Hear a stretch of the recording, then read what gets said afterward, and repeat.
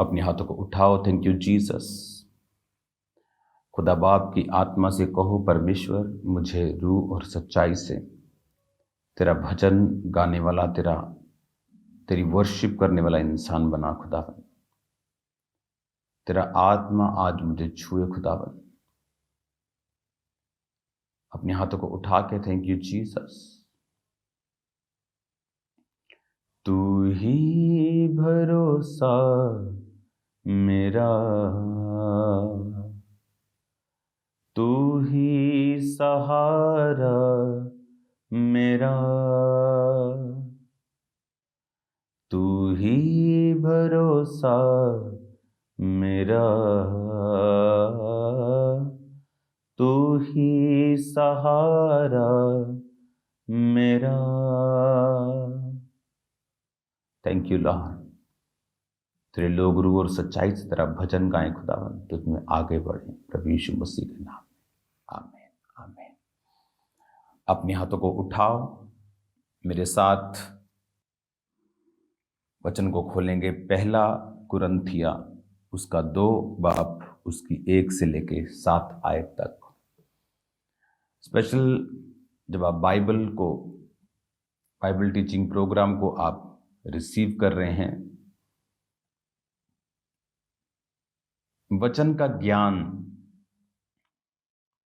Bible कहती है वचन एक रोशनी है। यहोवा पिता ने कहा लेट देयर ए लाइट, उजाला हो जाए। यूहन्ना में जब हम पढ़ते हैं, उसका पहला यूहन्ना की सुसमाचार की पुस्तक 1, आदि में वचन था, वचन परमेश्वर के साथ था और वचन परमेश्वर था। यही आदि में परमेश्वर के साथ था, सब कुछ उसी के द्वारा उत्पन्न हुआ। जो कुछ उत्पन्न हुआ उसमें से कोई भी वस्तु उसके बिना उत्पन्न नहीं हुई। इसका मतलब जब परमेश्वर ने कहा उजाला हो जाए, वो वचन था। अब वचन देहधारी हुआ। इसका मतलब अब ध्यान से समझना, यहोवा ने पिता ने कहा उजाला हो जाए। नए नियम में यूहन्ना लिखता है कि आदि में वचन था, वचन परमेश्वर के साथ था, सब कुछ वचन के द्वारा पैदा हुआ और वचन देहधारी हुआ। कौन देहधारी हुआ? जीसस क्राइस्ट देहधारी हुए। यानी जीसस क्राइस्ट परमेश्वर का लिविंग वर्ड थे और हैं, और वो परमेश्वर के साथ थे पहले से ही। और जब उन्होंने कहा उजाला हो जाए, तो वो उजाला वचन के द्वारा हुआ। वचन रोशनी है। वो उजाला कुछ भी वचन के बिना पैदा नहीं हुआ। यानी जब खुदा ने कहा उजाला हो जाए, तो वो उजाला कौन था? Jesus Christ.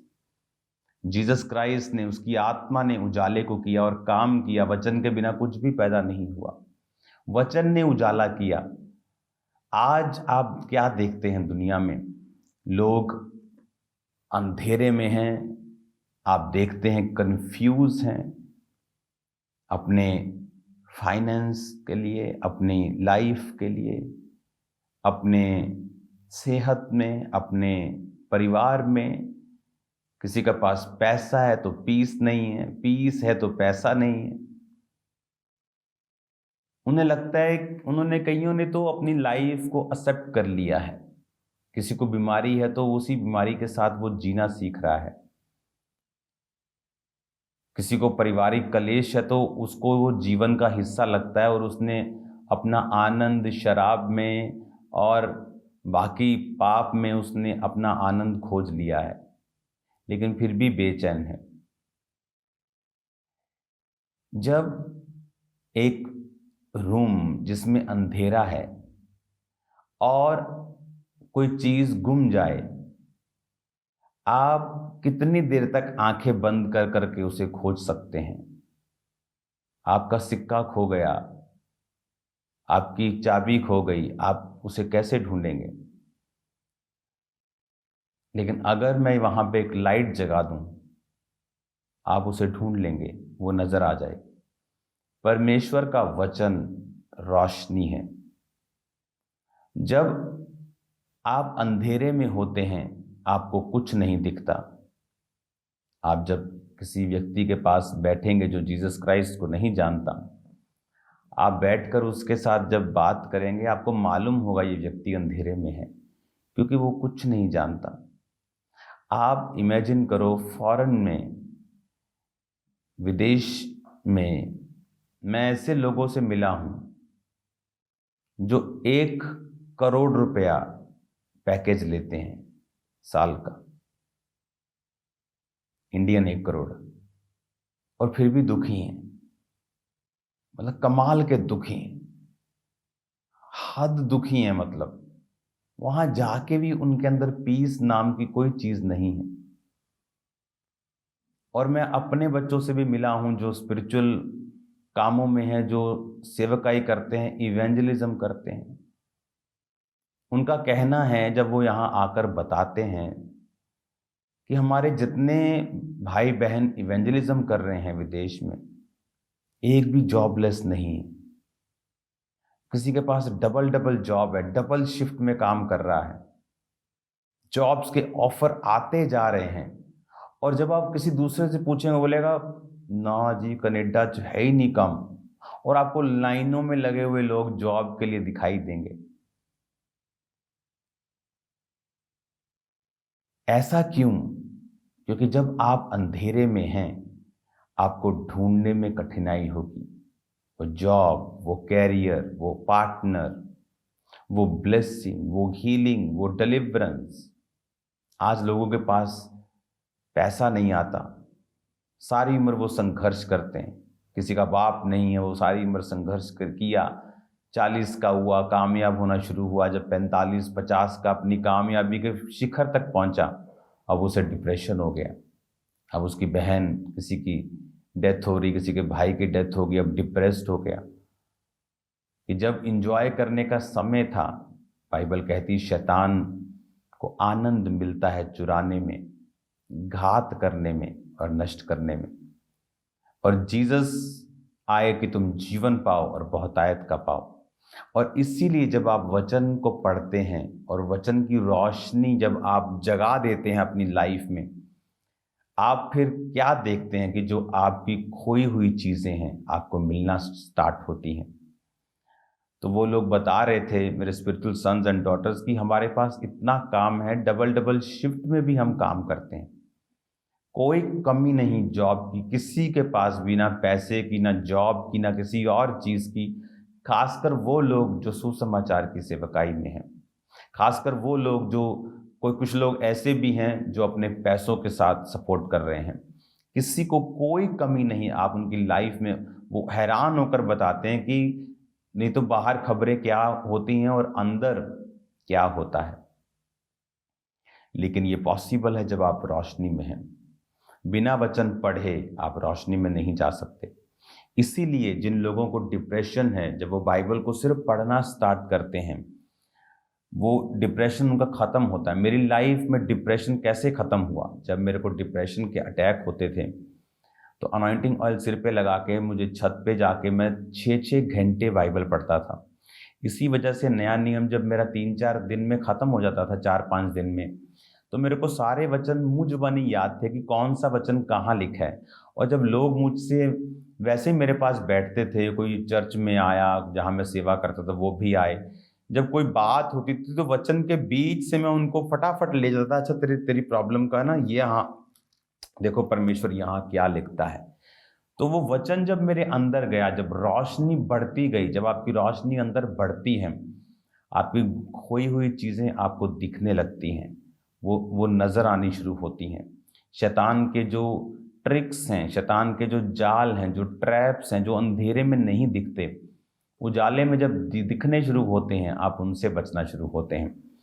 जो लोग वचन से दूर रहते हैं, क्रिश्चियन होके वचन को समझते नहीं, बाइबल को रिलीजियस पुस्तक समझते हैं, इसको एक धार्मिक किताब समझते हैं, एक बार हाँ मैंने पढ़ी हुई है बाइबल, इस तरह से बोलेंगे, वो आपको नजर आएंगे बोलते हुए।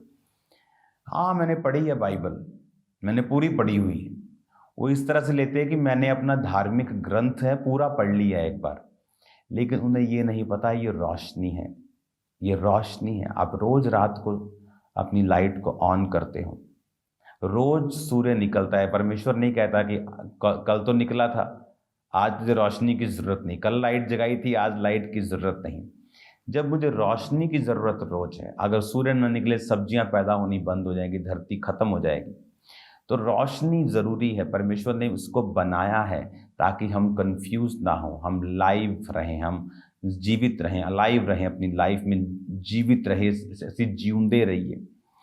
और जब हम वचन को पढ़ना शुरू करते हैं, जब हम अपने परमेश्वर के वचन को अपने जीवन में एक स्थान देते हैं, फिर हमें समझ आता है कि ये रोशनी है, तो ये मुझे लाइट रोज जगानी है।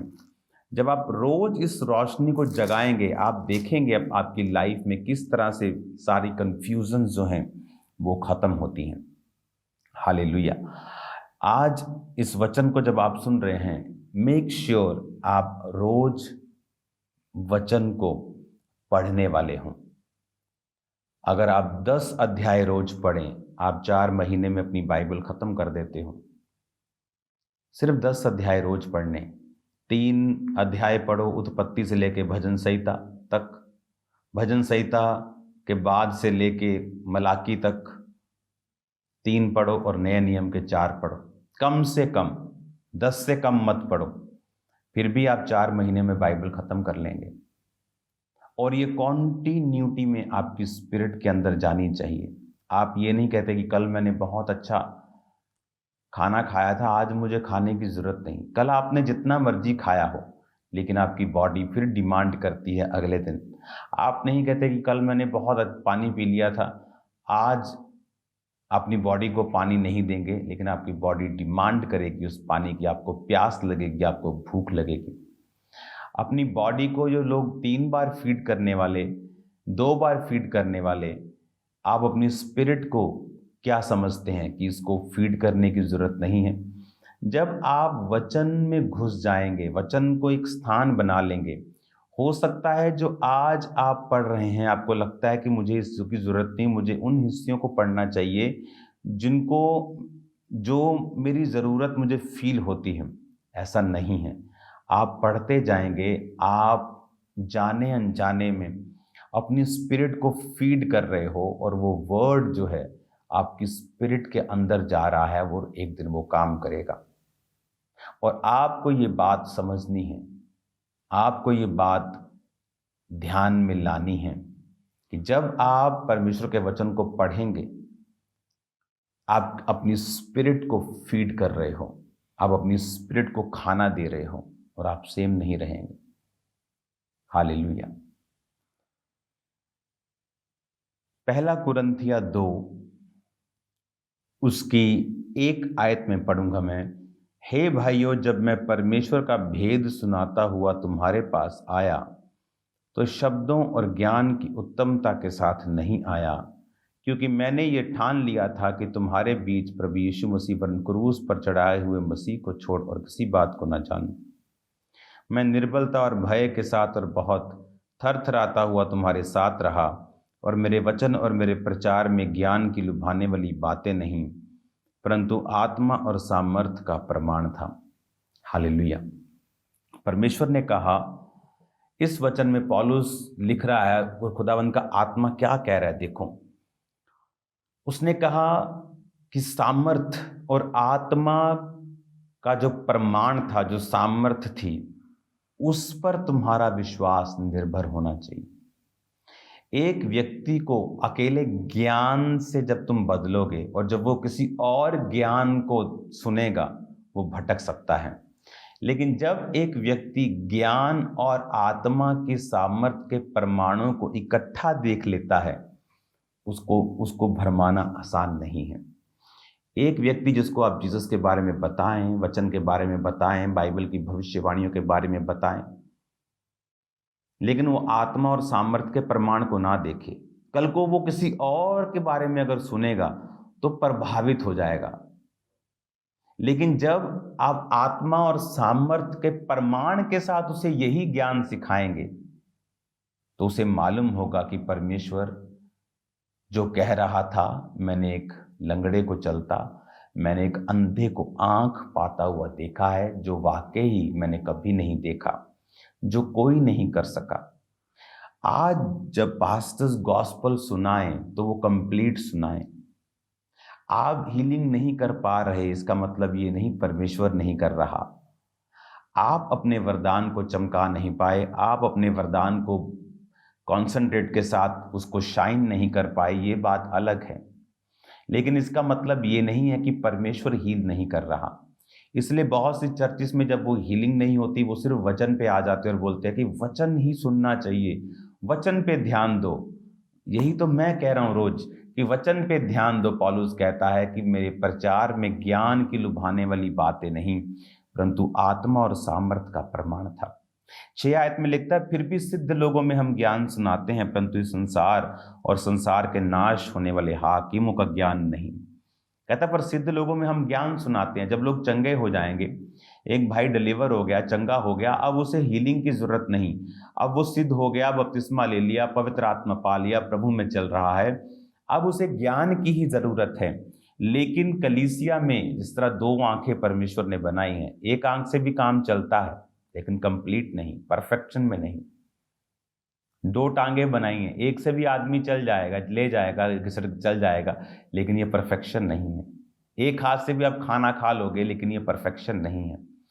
आपकी परफेक्शन है वर्ड में पक्के होना और आत्मा और सामर्थ के परमाणु को अपनी चर्च में देखना, दिखाना। ये गॉस्पल की फुल सेवकाई एक पास्टर की लाइफ में होनी चाहिए।